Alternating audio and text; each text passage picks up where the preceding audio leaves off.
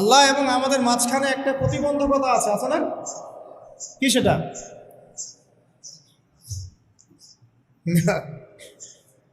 Sorry, আমি আসলে একটু অসুস্থ, এই কারণে সমস্যা হচ্ছে। ইবলিস আল্লাহ এবং বান্দার মাঝখানে একটা প্রতিবন্ধকতা কে? ইবলিস।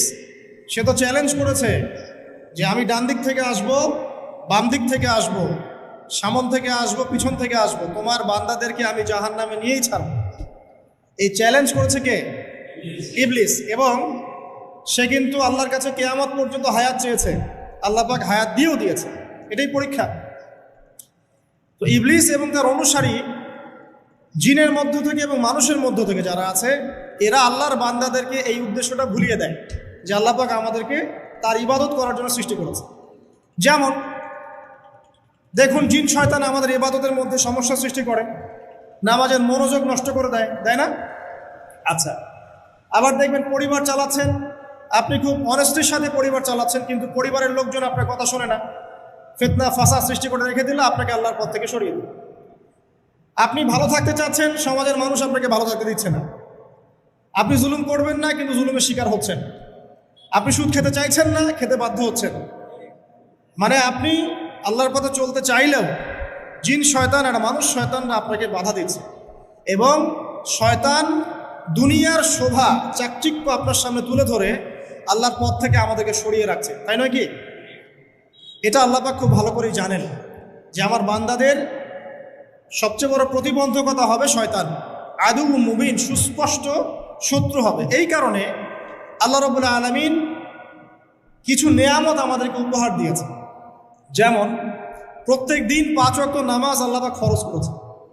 এর মধ্য দিয়ে কি হয়, একজন মানুষ যদি মনে করেন যে ফজরের নামাজ পড়েছে, জোহরের নামাজ আসতে আসতে সে কোনো পাপ কাজ করে ফেলেছে, দুনিয়ার নেশায় মত্ত হয়ে গেছে বা আল্লাহকে ভুলে গেছে, কথা যখন জোহরের আজান হবে সে আবার মসজিদে আসবে, আবার সে আল্লাহকে স্মরণ করবে। আল্লাহ পাক তাকে স্মরণ করার মাধ্যম তৈরি করে দিয়েছেন।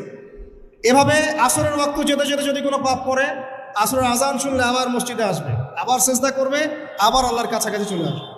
এভাবে মাগরিব, এভাবে এশা। প্রত্যেক দিন মানুষ যদি আল্লাহকে ভুলে যায়, আল্লাহ পাক তাকে স্মরণ করানোর মাধ্যম সালাতের মধ্য দিয়ে দিয়েছে। এখন মনে করেন সপ্তাহে সে আল্লাহকে ভুলে গেছে, সপ্তাহে আল্লাহর কথা খুব একটা স্মরণ করতে পারেনি, দুনিয়ার মোহে সে ব্যস্ত হয়েছিল। জুমার দিন তো অ্যাটলিস্ট মসজিদে আসবে না? জুমার দিন এসে সে খতিবের কাছ থেকে বয়ান শুনবে, নামাজ পড়বে, ওয়াজ নসিহত শুনবে, ইনশাআল্লাহ আল্লাহ চায় তো সে তওবা করে আল্লাহর পথে ফিরে আসতে পারে। আবার দেখেন মাসে আল্লাহ পাক 3টা সওম দিয়েছেন না?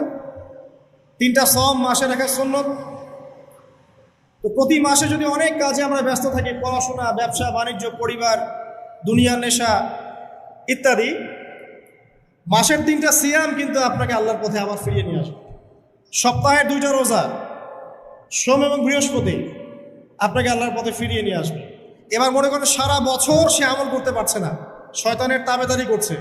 রমাদান মাস আল্লাহ পাক দিয়েছেন, রমাদান মাসে পুরো মাস ইবাদত করার মধ্য দিয়ে সে আবার আল্লাহর পথে ফিরে আসবে। আল্লাহ পাক এরকম কিছু অকেশন সৃষ্টি করে দিয়েছে, এমন কিছু উৎসব আল্লাহ পাক সৃষ্টি করে দিয়েছেন যেখানে মানুষ আমল গুছিয়ে আবারও আল্লাহর পথে ফিরে আসতে পারে। আমার কথা কি বোঝা যাচ্ছে?